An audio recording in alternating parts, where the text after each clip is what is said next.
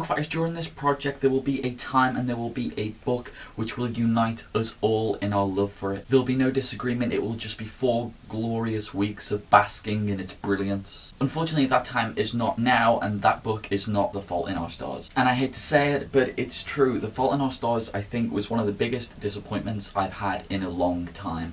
And that's not to say that it was necessarily bad, just that it wasn't as good as I thought it was going to be. I found the plot lacking, I found the characters a little obvious, and I certainly did not think, as Time magazine did, that it was near genius. And it did not in any way reach the heights that Looking for Alaska did for me, which, as you know, is one of my favourite books of all time. Now I'm not going to go into the nitty and gritty of why, because I don't think I can do that without spoilers, but I will say that it certainly wasn't all bad.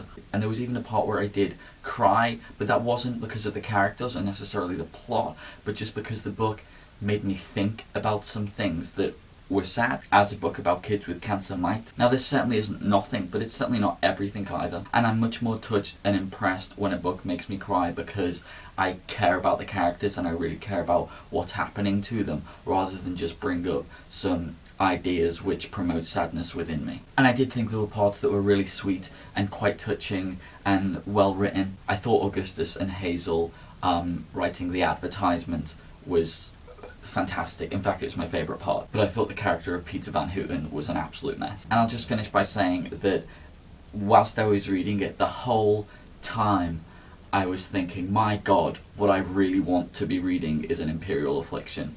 And I wish that's what this book was. That isn't what this book is, but, you know, it's not ever what it intended to be. Now I'm sure you'll all vehemently disagree, and I look forward to hearing why in your videos. I will go into more detail next week when I can talk some spoilers, and Lauren, I will see you tomorrow.